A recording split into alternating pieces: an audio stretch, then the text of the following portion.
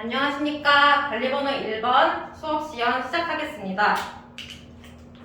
네, 여러분 오늘 수업할 주제는요. 바로 이 위에 나온 주제와 같이 동아시아에서의 은 유통이에요. 그러면 우리 동아시아에서 왜 은이 교역의 매개체가 되었는지 한번 생각해보는 시간을 가져볼게요. 네, 충분히 시간을 가져보았어요. 우리 동아시아에서는 왜 은이 교역의 매개체가 되었을지 한번 발표해볼 친구 있을까요? 네, 우리 저쪽에 손을 든 성진이가 한번 이야기해보겠어요? 네, 잘했어요. 성진이가 뭐라고 그랬나요? 네, 가치가 일정하기 때문에 은이 교역의 매개체가 되었을 것 같다 라고 이야기를 해주었어요. 네, 참 잘했습니다. 그러면 저는 성진이랑 다른 생각을 했어요 라고 생각하는 친구 있을까요 혹시?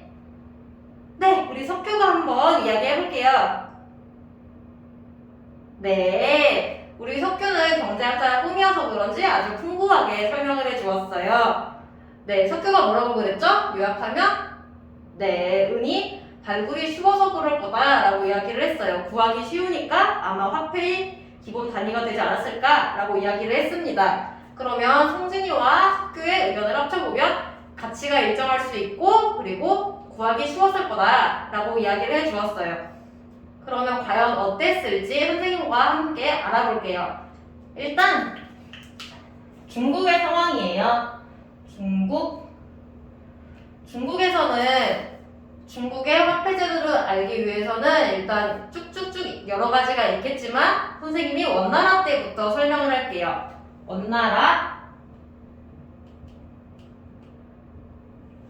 원나라 때는 바로 화폐가 교초였어요. 교초는 바로 지폐였죠. 기억나죠? 교초는 지폐였습니다. 그런데 이 교초는요, 나중에 원나라 말기에 되면은 어떤 상황이 있었냐면 교초를 아주 많이 발행을 했어요. 화폐가 많이 발행이 되었다는 거는 화폐가 많이 발행이 되었다는 거는 통화량이 증가를 한다는 거고요. 통화량이 올라간다는 거는 화폐 가치가 쭉 떨어진다는 거죠. 그럼 이 화폐 믿을만 해요? 어때요? 네, 그쵸. 못 믿겠죠. 게다가 원나라가 결국에는 망하죠. 네, 맞아요. 그러면 내가 원나라 때 사람이에요. 내가 원나라 때 사람인데 정말 상업활동을 정말 열심히 했어요. 정말 열심히 돈을 많이 모았어요. 그런데 나라가 어머나 망했어요. 그러면 이 화폐를 믿을 수 있어요? 없어요? 못 믿죠. 이런 상황이었어요. 이런 경험을 가지고 있습니다. 사람들이. 그런데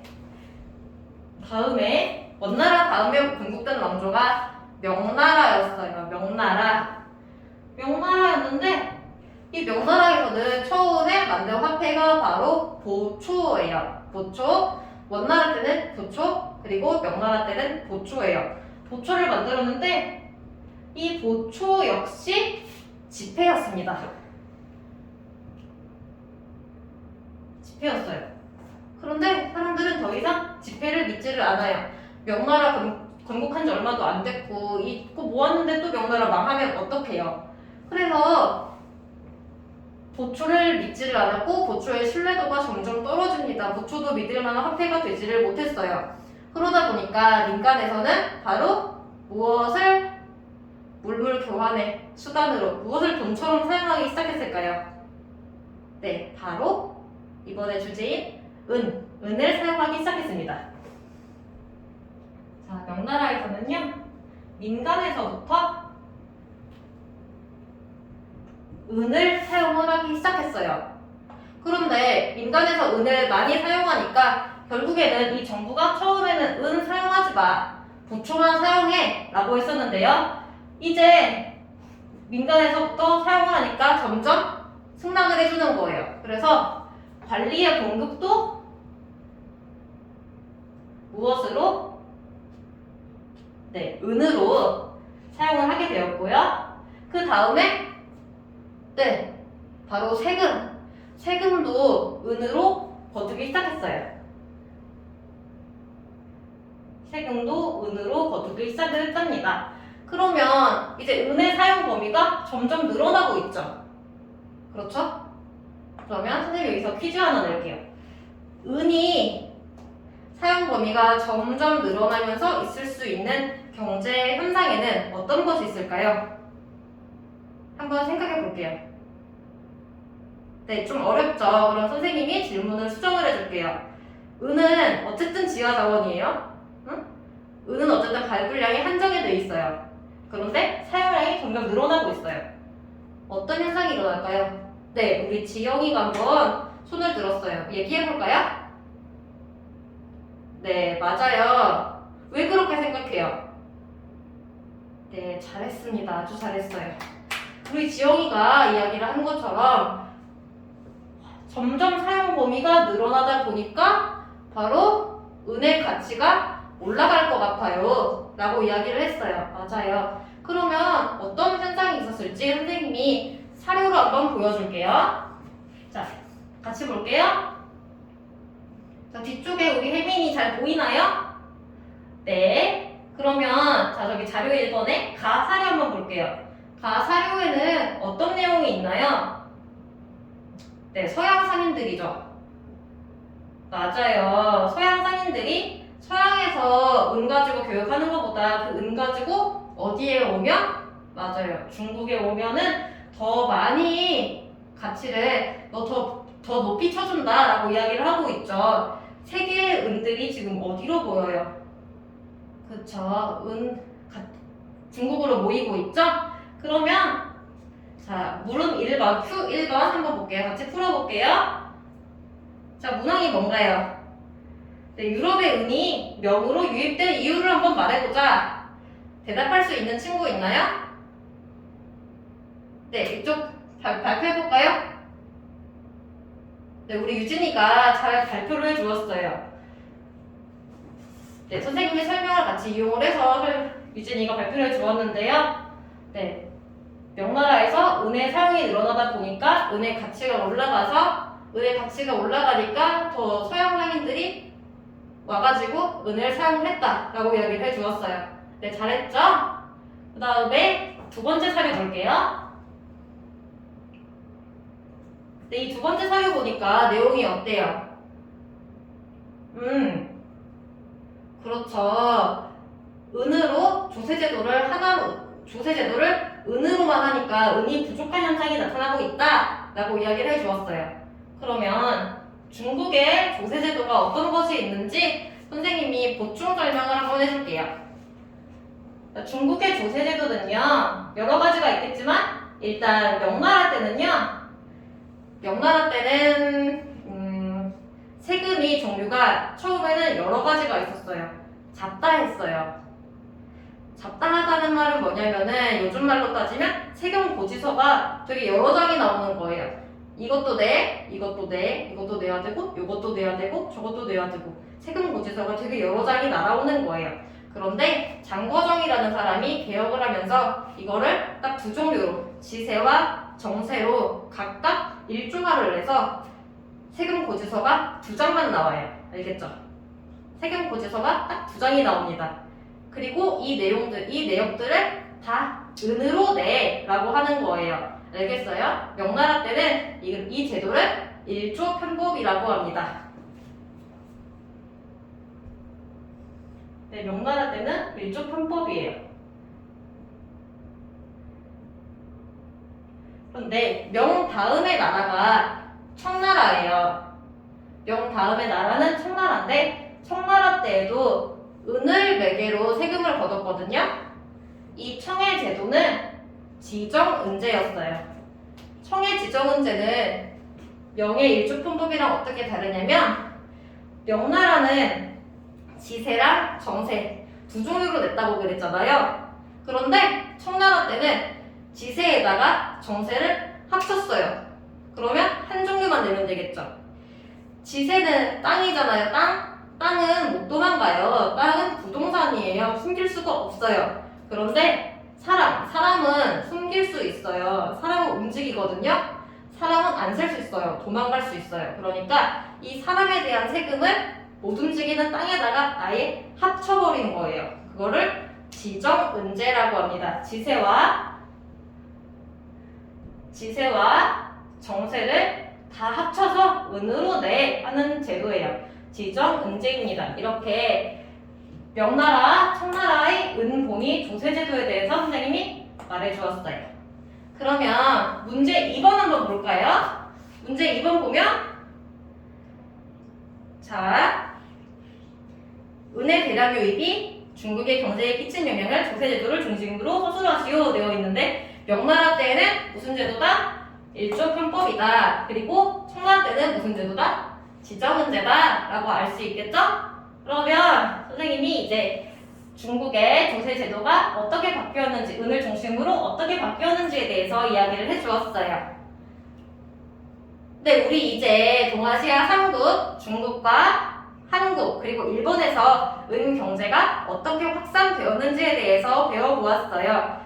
이제 한 10분 동안 쉬고, 다 쉬고 와서 활동할게요. 네, 쉬는 시간 다 끝났습니다. 우리 각 조 입금이들은 옆쪽에 친구들 다 왔는지 확인해 주고요. 그리고 학습 활동지 다 배부되었는지 확인해 주세요. 네, 수업 준비가 다 된 것 같으니까 이제 학습 활동으로 넘어가기로 해요. 오늘 할 활동은 가상무역계획서 작성하기입니다. 다 같이 따라 읽어볼까요? 네, 가상무역계획서 작성하기예요. 이 가상무역계획서는 뭐냐면 자, 이걸 왜 하는 거냐면은 여러분 교과서 보면 여러 가지 자료들이 있죠.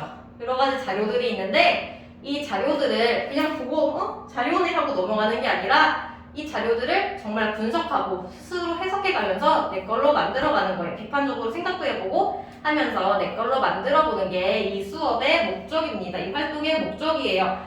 그러면 이 가상무역 계획서 작성하기가 너무 어려울 수 있으니까 선생님이 작년 선배들이 했던 사례 한번 보여줄게요. 네, 이거 보면서 아, 재밌겠다 하는 학생도 있을 거고 저렇게 하면 돼 하는 자신감을 가질 수도 있겠죠? 네, 다 보았으니까 그러면 선생님이 이제 활동할 때 채점 기준 한번 알려줄게요. 이 채점 기준에 맞춰서 선생님이 채점 기준 미리 알려주니까 이거에 맞춰서 쓰고 그리고 나중에 동료 평가할 때도 이거에 맞춰서 평가하면 되겠죠?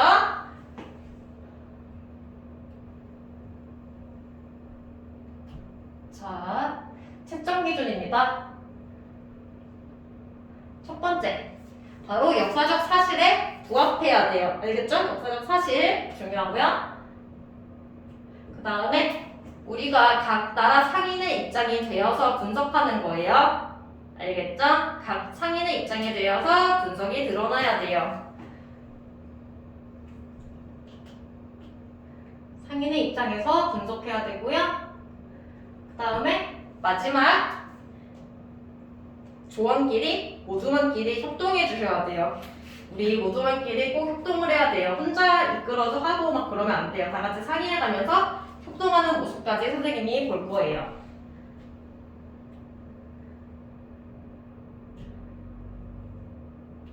그리고 선생님이 제한 시간을 줄게요. 이게 한 10분 정도 주면 될 것 같아요.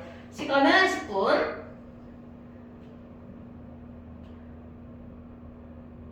그러면 이제 다 같이 작성을 해보게 모둠별로 작성하는 시간을 가져볼게요.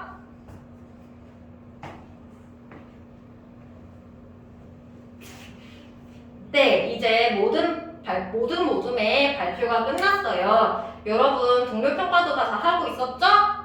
네, 그러면 선생님이 먼저 한번 평가를 해볼 건데요. 특히 자,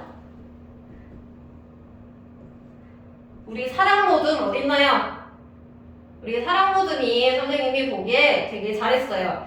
특히 잘한 점이 뭐냐면 사랑 모둠은 중국 상인의 입장에서 했는데요. 중국 상인의 입장에서 발표를 해주었는데 특히 그 수출 대상에 서양을 포함하고 있었다는 거예요. 수출과 수입 대상에 서양을 포함하고 있었다는 점. 왜냐면 자 봐요. 선생님이 쭉 수업 설명을 했었는데 서양에 대한 내용은 자료 1번에 사료 가 했을 때 그때 잠깐 언급을 했었는데 그 내용까지 센스 있게 넣어서 발표했다는 점에서 선생님이 사랑 모듬한테 되게 큰 감명을 받았어요. 이 사랑 모듬이 동아시아사를 벗어나서 서양까지도 같이 포함하려고 하는 모습을 보였구나 해서 되게 선생님이 감명을 많이 받았어요. 혹시 다른 친구들 중에서 우리 사랑 모듬한테 피드백을 해볼 친구가 있을까요? 네, 우리 민주 모듬 한번 발표해 보겠다고요? 네. 네, 사랑 모듬의 발표에는 은경제에 대한 내용이 잘 들어가 있다라고 이야기를 해 주었어요. 네, 그렇죠. 잘했죠? 네, 그러면 우리 이제 모든 조들의 발표가 마쳤고 피드백도 다 같이 했어요. 그럼 이제 학습 내용은 정리해 볼게요. 네, 수업 시간 마치겠습니다.